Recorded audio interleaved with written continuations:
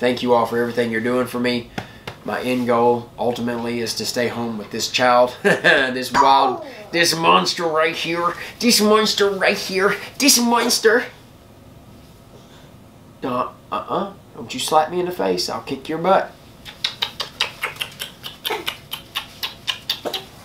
No. No. You my girl? No. Oh, no?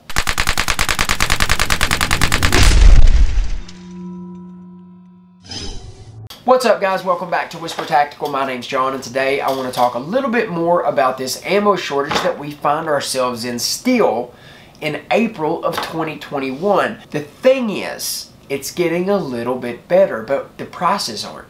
And I want to talk a little bit about that. Guys, before we get into this video, I'd appreciate it if you would go ahead and subscribe to my channel, then hit that little bell icon so you can be notified whenever I upload new content. If you like my videos, guys, smash that thumbs up button. That really helps me defeat YouTube's algorithm. And if you have any knowledge or you speak with anybody or things are looking better in your neck of the woods, then let us know where you're from in the comments below and whether or not you're actually able to get your hands on some of the common calibers that everybody is having such a hard time getting these days. And if you feel compelled, guys, I'd appreciate it if you'd share my content. I don't know what I've done, but apparently I'm doing something right because YouTube has completely cut everything in half. My real-time views have went from 11 and 12,000 in 48 hours down to 6,300. I went from making $33 a day. I know that's not much, but it is a little bit that helps me. 33 bucks a day down to $13.35 a day, $14 a day. Everything. They've cut everything in half. For all of the new Bang Bang owners, I need you to understand that things like this, these types of shortages and then the mass spike in sales and the prices raising, that happens in cycles. You know what I mean?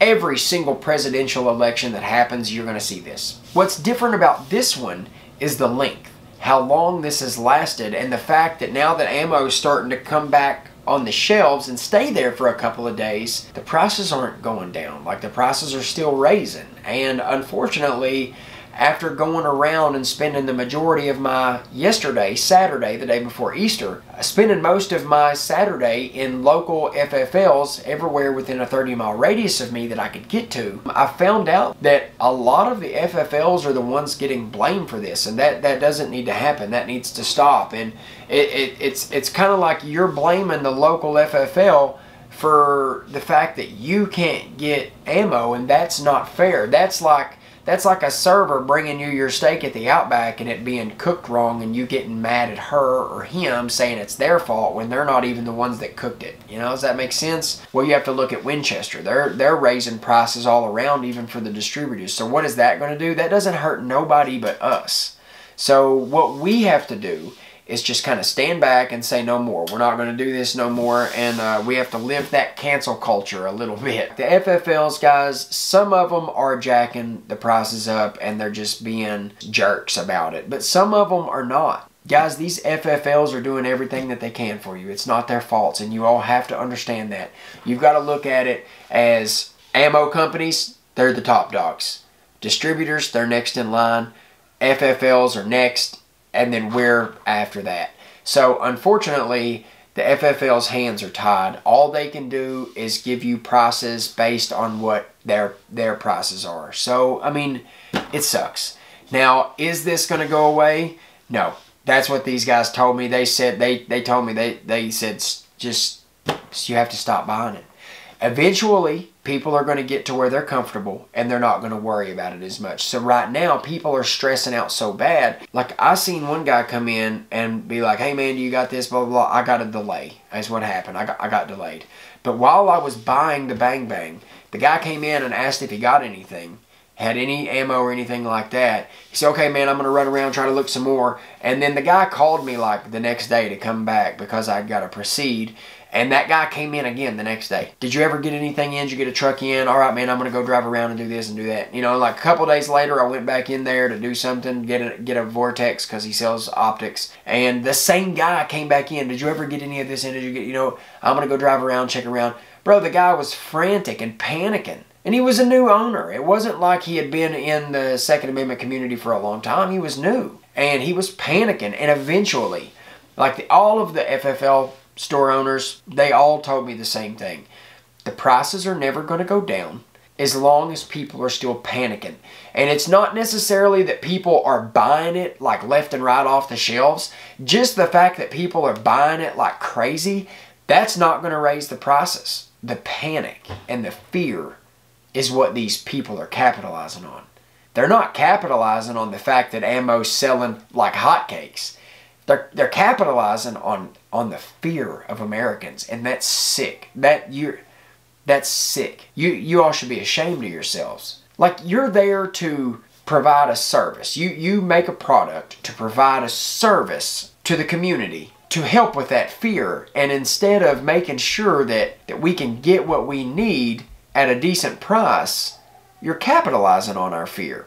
And that's a shame. I mean, I have 50,000 rounds plus on this rack next to me, and I'm still afraid that I'm going to run out. And that scares me. And there are people who have much less. I know people who have 200 rounds. That's all they got. I know a buddy of mine has one box of 9mm and he won't touch it. He doesn't get to practice because he can't find ammo anywhere. He lives on disability. He can't afford to go pay $50 for a box of 9mm, and he can't train because he only gets so much money a month to live on, and he can't afford it. Like, it's buy ammo or buy food. Apparently she woke up and didn't want to be with mommy. Apparently she wanted daddy. You got some runny nose. What's that? Oh. Uh-oh. Are you daddy's big girl? Did you have some tears? Did you have some tears? Blow your nose. Here, look. Blow your nose. Okay.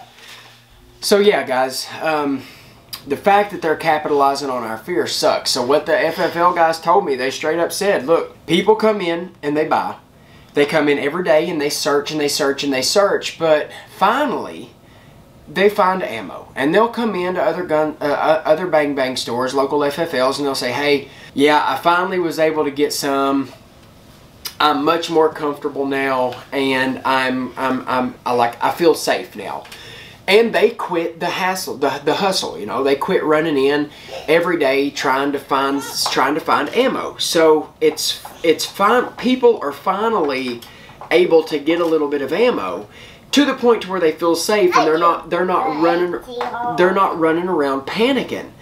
And unfortunately, this shortage is not going to stop until everybody has finally found what they need to make themselves feel safe, to keep their family safe. What are you doing, baby? You trying to climb on me? Look. Oh. Look. Oh. Oh. That's Daddy. That's Daddy's. That's the camera. Until everybody gets what they need and they feel safe, they're going to keep raising. They're going to keep taxing us on that ammo. And that's just a cold hard truth. So, will this ammo shortage end this year? Well, it's very possible. If ammo companies are able to get ammo on the shelves and they get enough out there to where the society is not scared anymore and everyone's not frantically buying ammo, then prices are going to drop. Because the only reason these places are able to raise ammo like they are is because people are paying it. They're so scared and they're so in fear for their lives and their families' lives that they'll pay anything. And until they get what they need to feel better and to feel comfortable and to feel safe, it's never going to stop. So it could end tomorrow. If everyone just quit tomorrow and everyone had what they needed tomorrow, then it would end. Companies would see that they're not selling like it was. Things are going to start to slow down. Distributors are going to start getting stuck and they're not going to be moving as much. Their sales percentages are going to drop. And when sales percentages drop, the only thing to make it change is the prices have to drop. So when the sales drop, the prices drop, which means cheaper ammo for us. So will it end tomorrow? Probably not. Will it end next month? Probably not. Will it end this year? Maybe. Maybe. But it's up to us. That's the thing. The only way it's going to end is if we let it end. And I know that's something that no one wants to hear. People don't want to hear that. But unfortunately, that's the way it is. So here we've got ammo all over the shelves. You can get online and buy 100,000 rounds right now if you wanted to. You're just gonna pay for it, you know. But it's there. It's there. If you need it, it's there. But what makes this hard, and what's going to make it last so long, is there are people who don't have unlimited resources. There are people who want 1,000 rounds to feel comfortable, but they can only afford 50 rounds every payday. And unfortunately, a large percentage of Americans are on disability, or they make minimum wage, and they don't make enough money to be able to go out and buy what they need in one lump sum, in one mass haul. Like, you know what I mean? They can't go out and spend $750 in one lick on 1,000 rounds to feel comfortable. They can't do that. And so a large percentage of the people buying ammo right now are the people who live paycheck to paycheck and have large families that they have to feed, and they can only buy 1 or 2 boxes a month. And when you have 150 million people, or when you have 100 million people buying a couple of boxes a month, they're panicking because they can't get it and they need it, and they're frantically asking for it. And because of that, they're going to continue to capitalize on that fear. So it's up to us to make it stop. The ammo companies are doing what they can do. Unfortunately, some of them are starting to raise their prices because they realize that they can make more money off of it. No. And the distributors are the ones that are making a lot of money off of it first. And then next is the scalpers. The people who know people in the stores that get paid off, that get tipped off, that go buy up a couple of pallets whenever it hits the floor shelves, or whenever it hits the store shelves, or the ammo floors, or whatever you want to call it. And then they'll take it. That way they can continue to kind of control the market, and they can like quadruple the price and put that stuff on that website that I hate so much, G-Broker. What are you doing, baby? So yeah, guys, until the fear stops, the prices are going to continue to rise. I hope this helped somebody. I hope this kind of made you understand a little bit better that it's not your local FFLs doing this. It's not necessarily their faults. Now, unfortunately, some of them do have to raise the prices to be able to, pay the bills. Some smaller mom and pop shops, they make a living on everything they sell. Bigger FFLs sell accessories and cases and stuff like that, safes and stuff like that, but so they don't depend on the ammo sales. But there are some mom and pop stores that depend on the ammo sales, and without the ammo sales, they can't pay the bills, and they're going to go out of business. So those guys, they do have to make $10, $15 a box, and when they price it up, that's just something that they have to make sure that they can keep the lights on. And it sucks, but it's not necessarily they're doing it because they want to make money off of your fears. That's not how it works, and it's sad that they're viewed that way, but it is what it is. So America's a really weird place now. You know what I mean? There's a lot of people that get hurt feelings, and they get so offended all the time, and they get all bent out of shape. A lot of them that are new, they kind of kept that extremist thought process. They still got that hardcore cancel culture.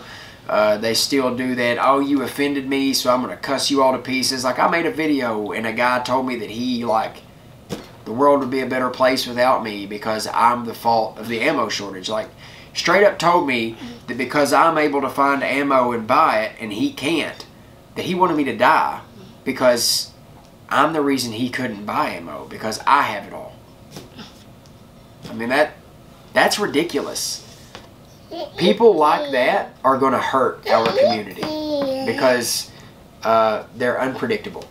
So I don't know, guys. Just I love you guys. I'm going to go up and take a shower, give this girl a bath. She just woke up from a little nap, and hang it up.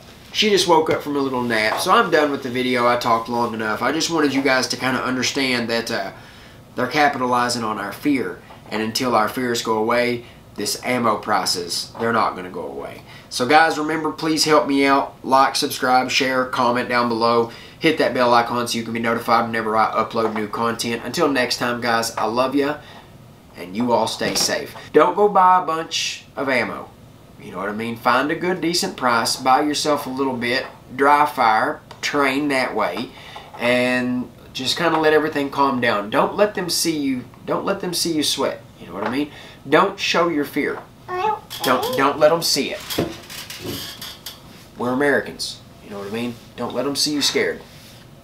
Don't let them see you scared. We have each other's backs. You know what I mean? I love you guys.